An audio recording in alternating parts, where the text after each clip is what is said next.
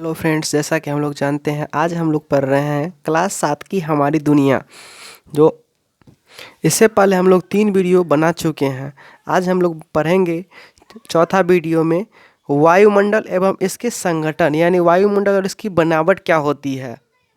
तो फ्रेंड्स, जैसा कि आप लोग जानते हैं हम आ गए क्लास 7 के वीडियो नंबर 4 में, वायुमंडल और इसके संगठन। सीमा, सुरेश, राधा एवं रमेश मैदान में खेल रहे थे। अचानक सुरेश ने कहा, राधा, तुम अपनी नाक और मुंह कितनी देर तक बंद रख सकती हो? राधा ने कहा, मैं अभी ऐसा करके देखती हूँ। राधा ने अपनी नाक और मुंह हाथों से बंद किया, लेकिन कुछ ही सेकंड में उसने हाथ हटा लिए क्योंकि उसे बेचैनी होने लगी। बारी बारी से सबने ऐसा किया, परंतु कुछ ही सेकंड में सबकी सांस टूट जा रही थी। रमेश ने पूछा, ऐसा क्यों हो रहा है? सीमा ने कहा, ऐसा इसलिए हो रहा है क्योंकि सांस लेने के लिए वायु यानी हवा की आवश्यकता, जो नाक या मुंह के रास्ते से हमारे शरीर में प्रवेश करती है, जो नाक बंद होने पर शरीर में प्रवेश नहीं कर पा रही है। राधा ने कहा, क्या हवा सभी जगह है? राधा ने बताया, मेरे दीदी जब ऊंचे पहाड़ों पर घूमने गई थी तो उन्होंने बताया कि ऊपर पहुंचने पर सांस लेने में उन्हें दिक्कत हो रही थी। सुरेश ने पूछा, भला ऐसा क्यों हुआ? सीमा ने कहा, क्योंकि धरातल से ऊपर जाने पर ऑक्सीजन की मात्रा कम हो जाती है। दीदी बता रही थी कि पृथ्वी के जिस भाग पर हम रहते हैं वहां से लेकर कई 100 किलोमीटर तक वायु पाई जाती है। इसे वायुमंडल कहा जाता है। वायुमंडल से हमारी पृथ्वी चारों ओर से घिरी है। पृथ्वी अपने अक्ष पर घूमती है तो वायुमंडल भी उसके साथ घूमता है। वायुमंडल हमें जीवनदायी वायु तो प्रदान करती ही है, साथ ही पृथ्वी पर निवास करने वाले सभी जीवों के लिए सुरक्षा कवच भी प्रदान करता है। रमेश ने कहा, मैंने पढ़ा कि जब सूर्य की किरणें पृथ्वी पर आती है तो इसका कुछ भाग पृथ्वी के ऊपर पहुंच पाता है। यदि वायुमंडल नहीं होता तो सूर्य की हानिकारक किरणें पृथ्वी पर पहुंच जाती, जिससे पृथ्वी का तापमान इतना अधिक हो जाता कि वहां रहना भी मुश्किल हो जाता। वायुमंडल से पृथ्वी तक पहुंचने वाले किरणें को धरातल ग्रहण कर कुछ किरणें को पुनः परावर्तित कर लौटाने लगती है। तब यह वायुमंडल उसमें से कुछ किरणें को पृथ्वी पर रोक देती है। वायुमंडल के कारण ही पृथ्वी पर परावर्तित किरणें पुनः अंतरिक्ष में लौटने में अधिक समय लगाती है, जिससे पृथ्वी के तापमान को रहने योग्य बनता है। अगर ये किरणें पृथ्वी से परावर्तित होकर अंतरिक्ष में लौट जाते तो पृथ्वी इतनी ठंडी हो जाती कि सब कुछ जम जाता। सीमा बोल उठी, मेरी दीदी कह रही थी कि जब कभी आकाश में बादल होते हैं तो हमारे यहाँ का तापमान अचानक बढ़ जाता है। ऐसा इसलिए होता है क्योंकि सूर्य की किरणें परावर्तित होकर अंतरिक्ष में जाने लगती है तो वे बादल के कारण रुक जाते हैं और पुनः यह पृथ्वी पर लौट जाते हैं, जिससे हमारा वातावरण अपेक्षाकृत अधिक गर्म होता है। तभी राधा ने पूछा, पृथ्वी की ऊंचाई वाला भाग पृथ्वी पहले गर्म होता है या तल वाला भाग अर्थात मैदान?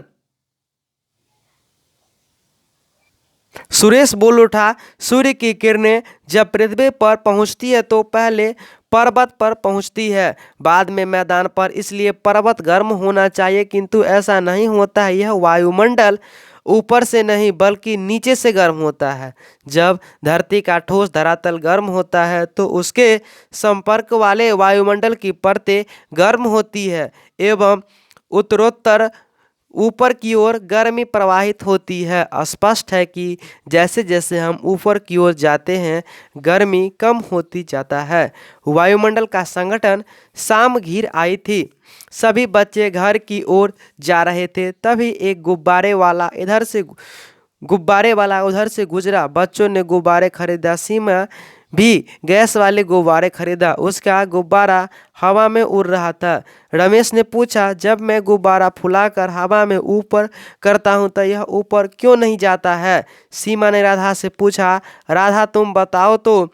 राधा ने कहा, मुझे पता नहीं। सुरेश ने बोला, मैं बताता हूँ। देखो, जब मुंह से हवा भरते हैं तो गुब्बारे में कार्बन डाइऑक्साइड गैस भरती है, जबकि गैस वाले गुब्बारे में हाइड्रोजन गैस होती है। चूंकि हाइड्रोजन गैस ऑक्सीजन व कार्बन डाइऑक्साइड हवा से हल्की है, अतः यह ऊपर की ओर उठती है। पता कीजिए कि समुद्र के जल स्तर में वृद्धि से कौन कौन सा क्षेत्र प्रभावित हो सकता है। कार्बन डाइऑक्साइड की बढ़ती मात्रा के क्या क्या परिणाम हो सकते हैं? राधा ने पूछा। वायुमंडल में कौन कौन सी गैस है? Nitrogen 78.03%, oxygen 20.99%, organ 0.94%, carbon dioxide 0.03%, hydrogen, helium और ओजोन गैस 0.01% और कुल 100% गैसें हैं। तो आप लोग देख रहे हैं क्लास 7 के हमारी दुनिया विद्या भारती 0.1 को लाइक शेयर सब्सक्राइब करना ना भूलें। संघनन वह प्रक्रिया है जिसमें जलवाष्प सूक्ष्म कणों के आसपास एकत्र होता है, जिनसे बाद में वर्षण होता है, संघनन कहलाता है। सीमा बोली, वायुमंडल में कई गैसें उपस्थित है, जिसमें नाइट्रोजन की मात्रा सर्वाधिक 78.3%, जबकि ऑक्सीजन 20.9% है। इसके अतिरिक्त carbon dioxide, helium, ozone, organ और हाइड्रोजन भी वायुमंडल में पाए जाते हैं। इसके अलावा स्थूल धूल कण पाए जाते हैं, जो संघनन प्रक्रिया में महत्वपूर्ण भूमिका निभाते हैं। वातावरण में इन गैसों का प्रभाव नजर आता है। राधा ने कहा, मैंने सुना है कि कार्बन डाइऑक्साइड गैस बढ़ती मात्रा के कारण काफ़ी दिक्कतें हो रही है। रमेश ने कहा, बिल्कुल ठीक, परंतु कार्बन डाइऑक्साइड की उपस्थिति में पेड़ पौधे प्रकाश संश्लेषण की क्रिया द्वारा भोजन बनाते हैं, जिसके कारण पर्यावरण की पूरी खाद्य श्रृंखलाओं एवं अंततः हमारा जीवन संभव है। स्थलीय विकिरण में सूर्य द्वारा प्राप्त ऊष्मा दीर्घ तरंग में बदल जाती है, जिससे कार्बन डाइऑक्साइड गैस आसानी से सोख लेती है और इस तरह पृथ्वी पर आवश्यक ऊष्मा बनी रहती है, जिससे हमारा जीवन संचालन होता है। वातावरण में हमारी आधुनिक जीवन शैली के कारण वायुमंडल में कार्बन डाइऑक्साइड की मात्रा में अत्यधिक वृद्धि हो रहा है। अत्यधिक मात्रा में स्थलीय विकिरण की ऊष्मा को कार्बन डाइऑक्साइड गैस सोख लेती है। इसी कारण भूमंडलीय तापन में वृद्धि हो रही है और जलवायु की दशाओं में भी परिवर्तन नजर आ रहा है तथा भूमंडलीय तापन हो रहा है। राधा ने पूछा, इससे क्या परेशानी होगी? सीमा ने बताया, इससे पृथ्वी के तापमान में बढ़ोतरी तो हो ही रही है, जिससे ध्रुवों पर ऊंचे भागों में जमी बर्फ पिघल रही है। फलस्वरूप समुद्र के जल स्तर में वृद्धि हो रही है। इसके परिणाम स्वरूप तटीय क्षेत्रों में जल स्तर बढ़ जाएगा, जिससे तटीय भाग जलमग्न हो सकते हैं। कई द्वीपों का अस्तित्व भी समाप्त हो जाएगा, जैसे गंगा नदी के डेल्टा के कुछ द्वीप पूरी तरह जलमग्न हो जाएगा। वहाँ के लोग दूसरे जगह पलायन कर गए हैं। साथ ही जलवायु में भी परिवर्तन आ सकता है। परिणाम स्वरूप कुछ पौधे तथा पशु लुप्त हो सकते हैं। रमेश ने पूछा, क्या ठंडे प्रदेश में ऐसा ही होता है? सुरेश ने कहा, नहीं, ठंडे प्रदेश में कृषि उत्पादन के लिए उचित तापमान का अभाव रहता है। ऐसी स्थितियों में वहाँ के लोग कांच या प्लास्टिक की पारदर्शी शीट के ऐसे घर बनाते हैं जिसमें सूर्य की किरणें प्रवेश तो कर पाती है परंतु बाहर नहीं निकल पाती है। यह ग्रीन हाउस कहलाता है। इस प्रकार उस घर के तापमान में वृद्धि हो जाती है तो सब्जी के उत्पादन के लिए उपयोगी होती है। वायुमंडल की संरचना के बारे में जानेंगे। तो रमेश ने पूछा, क्या पृथ्वी की सतह के ऊपर भी कोई परत है? सीमा बोली, हाँ, पृथ्वी की सतह के ऊपर करीब 1000 किलोमीटर की ऊंचाई तक वायुमंडल का विस्तार पाया जाता है। ऊंचाई के साथ साथ वायुमंडल के तापमान एवं दाब में बदलाव होता रहता है। इस बदलाव के आधार पर वायुमंडल को 5 परत में बांटा गया है: क्षोभ मंडल, संताप मंडल, मध्य मंडल, बाह्य मंडल, बहिर्मंडल। राधा ने पूछा, ये मंडल क्या है, इसका क्या महत्व? सुरेश ने कहा, मैं तुम्हें इन मंडलों के बारे में बताता हूँ। सबसे पहले क्षोभ मंडल है। यह वायुमंडल की सबसे निचली एवं महत्वपूर्ण परत है। मौसम संबंधित परिवर्तन इसी मंडल से होते हैं। इसकी औसत ऊंचाई 13 किलोमीटर है। क्षोभ मंडल की ऊंचाई व विस्तार सभी स्थानों पर एक समान नहीं है। विषुवतीय क्षेत्रों में इसकी लंबवत विस्तार अधिक होती है, जबकि ध्रुवीय क्षेत्रों में कम होती है, जहां जलवाष्प एवं धूलकण अधिकता से मिलते हैं। मौसम संबंधित सभी घटनाएं इसी मंडल में घटित होती है। इस मंडल में जैसे जैसे ऊंचाई पर जाते हैं, तापमान कम होता जाता है। क्षोभ मंडल की ऊपरी सीमा को क्षोभ सीमा कहते हैं। इसके ऊपर संताप मंडल है। संताप मंडल किसे कहेंगे? तो संताप मंडल का आरंभ क्षोभ मंडल के बाद होता है। इस मंडल का फैलाव करीब 50 किलोमीटर की ऊंचाई तक है। इस मंडल के निचले भाग में अर्थात 20 किलोमीटर की ऊंचाई तक तापमान स्थिर रहता है। इसके बाद जैसे जैसे ऊंचाई पर जाते हैं, तापमान तेजी से बढ़ता है। ऐसा होने का प्रमुख कारण इस पर्वत के ऊपर में ओजोन की परत का पाया जाना है, क्योंकि यह परत सूर्य की पराबैंगनी किरणें को सोख लेती है। यह मंडल हवाई जहाज की उड़ाने के लिए उपयुक्त होता है। मध्य मंडल, यह संताप मंडल के ठीक ऊपर वाली परत है। इसके ऊंचाई करीब 80 किलोमीटर है। यहाँ ऊंचाई के बाद तापमान घटता है। यह मंडल अंतरिक्ष से आने वाले उल्कापिंडों से हमारी रक्षा करता है, क्योंकि जैसे ही उल्कापिंड इस मंडल में प्रवेश करता है, घर्षण के कारण जल जाते हैं और पृथ्वी तक पहुंच नहीं पाते हैं। आयन मंडल या बाह्य मंडल किसे कहेंगे? तो वायुमंडल की इस परत में ऊंचाई बढ़ने के साथ तापमान भी तीव्रता बढ़ता है। आयन मंडल इस परत का एक भाग है। पृथ्वी से प्रसारित रेडियो तरंग इस परत से परावर्तित होकर पृथ्वी पर आती है।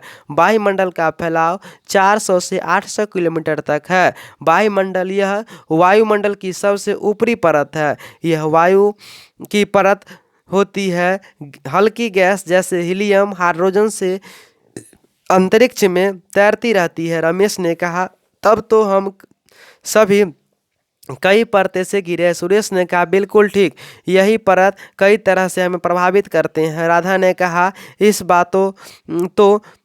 बातें में तो हमें समय का ध्यान नहीं रहा। देखो, सूर्यास्त हो गया है। सभी ने सूर्य की दिशा में देखा, जो बहुत बड़ा व संतरा रंग का लग रहा था। सूर्य के इस रूप को देखकर सभी रोमांचित थे। इसी की चर्चा करते हुए घर की ओर चल पड़े। आप लोग देख रहे हैं विद्या भारती 0.1। इस वीडियो को लाइक, शेयर एंड सब्सक्राइब करना ना भूलें। अब हम लोग प्रश्न और उत्तर को समझेंगे। आप लोग देख रहे हैं अध्याय 4 वायुमंडल और इसका संगठन। आज हम लोग पढ़ने वाले हैं सही विकल्प को चुनें। पृथ्वी की सतह से ऊपर की ओर जाने पर सांस लेना कठिन होता है, क्योंकि कौन नंबर जो ऑक्सीजन है, वातावरण में कार्बन डाइऑक्साइड की मात्रा बढ़ जाती है, वातावरण में ऑक्सीजन की मात्रा बढ़ जाती है। गौ नंबर में वातावरण में नाइट्रोजन की मात्रा कम जाती है, और घ नंबर में वातावरण में ऑक्सीजन की मात्रा कम जाती है। तो एक का सही आंसर होगा घ नंबर, वातावरण में ऑक्सीजन की मात्रा कम जाती है।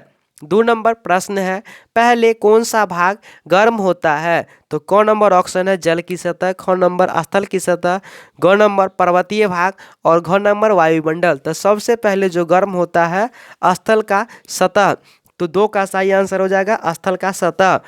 3 नंबर प्रश्न है, वायुमंडल में ऑक्सीजन की मात्रा है 25.42%, 78.03%, 20.9% और 2। तो इसका 3 नंबर का सही आंसर होगा 20.9%। वायुमंडल की सबसे पहली परत है। तो पहला में कौन नंबर में संताप मंडल, क्षोभ मंडल, बाह्य मंडल या मध्य मंडल?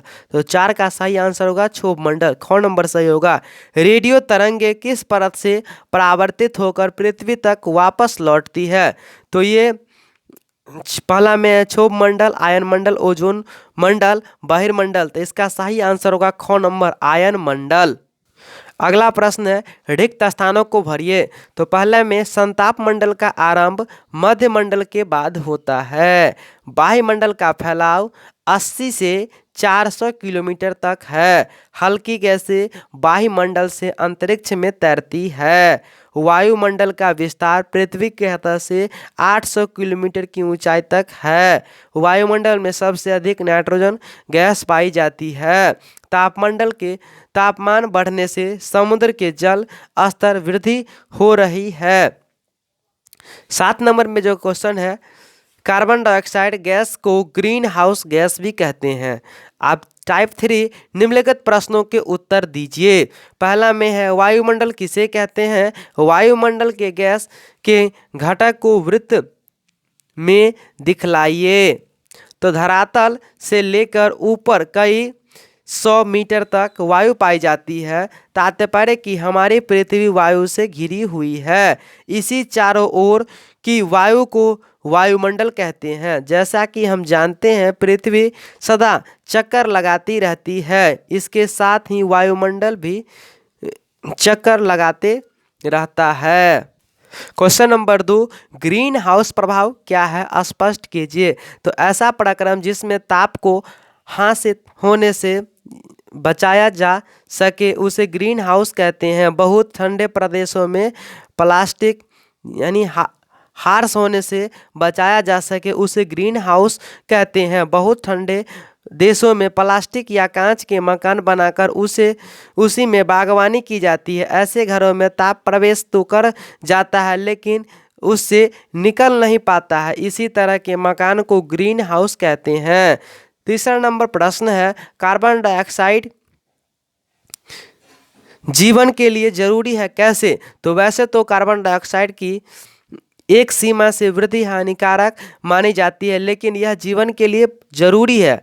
कारण कि पेड़ पौधे कार्बन डाइऑक्साइड से ही अपना भोजन बनाते हैं। सूर्य की प्रकाश में पौधे अपने हरे पत्तों द्वारा कार्बन डाइऑक्साइड का उपयोग से अपना भोजन तैयार करते हैं। इस प्रक्रम में कार्बन डाइऑक्साइड का उपयोग तो कर ही लेते हैं, बदले में पर्याप्त ऑक्सीजन भी निकलते हैं। किसी एक मंडल के ना होने से क्या कठिनाई होगी, लिखिए। तो सभी मंडलों की अपनी अपनी उपयोगिता है। एक मंडल के काम को कोई दूसरा मंडल नहीं कर सकता, अतः किसी एक मंडल का न रहने से संभव है कि जलवायु में भारी परिवर्तन हो जाएगा, जिससे मानव जीवन खतरे में पड़ जाए। पृथ्वी पर तापमान बढ़ने से जीवन के लिए खतरा बढ़ता है, कैसे?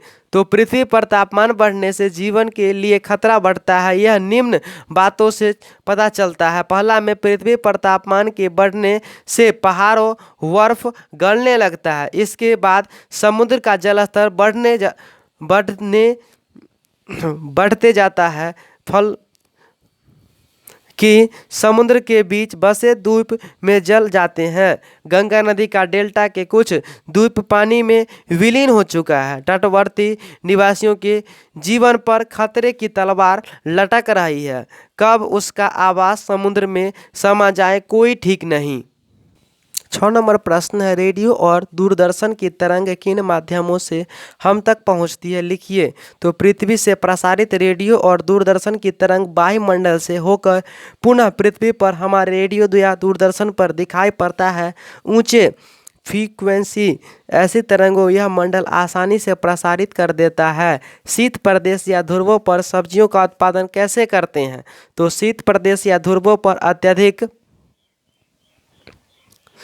ठंड पड़ती है, इस कारण वहाँ कोई वनस्पतियाँ नहीं उग पाती है, लेकिन ग्रीन हाउस का उपयोग कर वहाँ भी सब्जियाँ उगा ली जाती है। 8 नंबर प्रश्न है, ओजोन परत को खतरे से बचाना जरूरी है, क्यों और कैसे?